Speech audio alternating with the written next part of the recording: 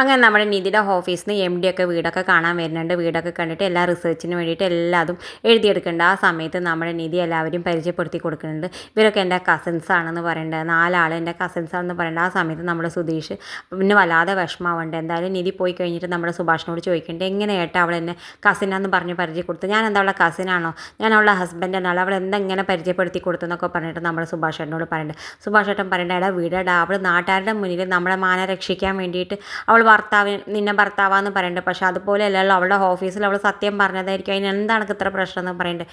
എന്തായാലും സുധീഷിന് അത് വല്ലാത്ത വിഷമമായിട്ട് ഫീൽ ആവുന്നുണ്ട്. പിന്നെ കാണിക്കുന്നത് നമ്മുടെ നീതു ഹരീഷിനോട് ഇങ്ങനെ സംസാരിച്ചും കൊണ്ടിരിക്കുക. ആ സമയത്ത് നീതു പറയുന്നുണ്ട്, എൻ്റെ വീട്ടിൽ എല്ലാറ്റിനും പ്രശ്നം. എൻ്റെ ഏട്ടന് ഇഷ്ടമുള്ളത് എല്ലാ ഭക്ഷണം എൻ്റെ അമ്മ ഉണ്ടാക്കി കൊടുക്കും. പക്ഷേ എനിക്ക് വേണ്ടതൊന്നും ഉണ്ടാക്കി തരില്ല. എപ്പോഴും അവിടെ ആണുങ്ങൾക്ക് ഒരു പ്രത്യേകതയാണ്. അച്ഛനും ഏട്ടനും കഴിഞ്ഞിട്ടേ ഉള്ളൂ ഞങ്ങൾക്ക് എന്തും കഴിക്കാൻ പാടും. അവിടെ വല്ലാത്ത പക്ഷഭേദമാണെന്നൊക്കെ പറയുന്നുണ്ട്. ആ സമയത്ത് നമ്മുടെ ഹരീഷ് ഇതൊക്കെ കേട്ടുകൊണ്ടിരിക്കുന്നുണ്ട്. ഇതൊക്കെ കേട്ടുകൊണ്ടിരിക്കുന്ന സമയത്താണ് നീതുൻ്റെ അച്ഛൻ വന്നിട്ട് പറയുന്നത്, എന്താണ് ഇവിടെ ആൾക്ക് ഇവനായിട്ടുള്ള സംസാരം, വായോ എന്ന് പറഞ്ഞിട്ട് വീട്ടിലേക്ക് വലിച്ചു കൊണ്ടുപോകുന്നുണ്ട്. എന്തായാലും അവൾ പറയുന്നത്, ഞാൻ വേറെ അച്ഛൻ നടന്നോളൂ, ഞാൻ എന്തായാലും വന്നിരിക്കും എന്നൊക്കെ പറയുന്നത് അച്ഛൻ. ആ സമയത്ത് നമ്മുടെ ഹരീഷിനോടും നമ്മുടെ ആ ഓട്ടോറിക്ഷക്കാരൻ പറയുന്നത്, നീതുൻ്റെ അച്ഛൻ പറയുന്നത്, നിന്നെ ഞാൻ വെച്ചിട്ടുണ്ടടാ, നീ വണ്ടിയായിട്ട് വരുമല്ലോ, അന്നെ ഞാൻ എവിടെയെങ്കിലും വന്ന് അടിച്ചിട്ടിട്ടില്ലെങ്കിൽ നീ കണ്ടോ എന്നൊക്കെ പറയുന്നുണ്ട്. ആ സമയത്ത് നമ്മുടെ നീതു പറയുന്നുണ്ട്, അച്ഛൻ അടിക്കോളും ഹരീഷ് നോക്കിക്കൊണ്ടൊന്നും ഇരിക്കില്ല, ഹരീഷിൻ്റെ കയ്യിൽ നിന്ന് അടി വാങ്ങണമെങ്കിൽ അച്ഛൻ മുണ്ടാതെ പോയിക്കോ എന്ന് പറയുന്നത്. എന്തായാലും അയാൾ പോകുന്നുണ്ട്. അത് കഴിഞ്ഞിട്ട് നമ്മുടെ നീതു ഹരീഷിനോട് സംസാരിച്ചു കൊണ്ടിരിക്കുന്നുണ്ട്. അപ്പോൾ ഹരീഷ് ചോദിക്കുന്നുണ്ട്, നിനക്ക് ഒരു പേടിയില്ലേ എന്ന് ചോദിക്കുന്നുണ്ട്. എന്തിന് പേടി, നിങ്ങളുള്ള ധൈര്യത്തിലാണ് ഞാൻ അതൊക്കെ സംസാരിച്ചതെന്നൊക്കെ പറയുന്നത്. എന്തായാലും അവർ സംസാരിച്ചിട്ട് നീതു പോകുന്നുണ്ട്.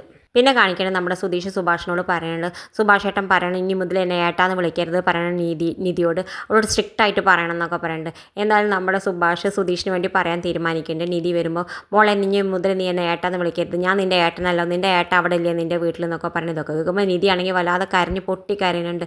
ഞാൻ നിങ്ങൾ എത്ര ഏട്ടാന്ന് വിചാരിച്ചു, എന്ത് അപകടം ഉണ്ടെങ്കിലും എനിക്ക് നിങ്ങളുണ്ടാവും എന്നൊക്കെ വിചാരിച്ചു, ഇപ്പോൾ നിങ്ങൾ ഇങ്ങനെ പറഞ്ഞില്ലേ എന്നൊക്കെ പറഞ്ഞ് കരയുന്നുണ്ട്. ആ സമയത്ത് സുഭാഷ് പറയുന്നുണ്ട്, അയ്യോ മോളെ നീ എൻ്റെ അനിയത്തി തന്നെ, എന്നും എൻ്റെ അനിയത്തി തന്നെ ആയിരിക്കും, നീ വിഷമിച്ച് കരയണ്ടെന്നൊക്കെ പറഞ്ഞിട്ട് ആശ്വസിപ്പിക്കുന്നുണ്ട്. പിന്നെ കാണിക്കണം നമ്മുടെ ഭാസ്കരൻ രാത്രി നിന്ന് പാട്ടൊക്കെ പാടുന്നുണ്ട്. നമ്മുടെ നിധി ഇതൊക്കെ കേട്ടിട്ട് ഇങ്ങനെ രസിച്ചുകൊണ്ടിരിക്കുന്നുണ്ട്. ഇത് കാണിച്ചുകൊണ്ടാണ് ഇന്നത്തെ പ്രൊമോ അവസാനിക്കേണ്ടത്. ഇതുപോലുള്ള പ്രൊമോ വിശേഷങ്ങൾ നിങ്ങളുടെ മുന്നിൽ എളുപ്പത്തിലെത്താൻ ഈ ചാനൽ ഒന്ന് സബ്സ്ക്രൈബ് ചെയ്യണേ.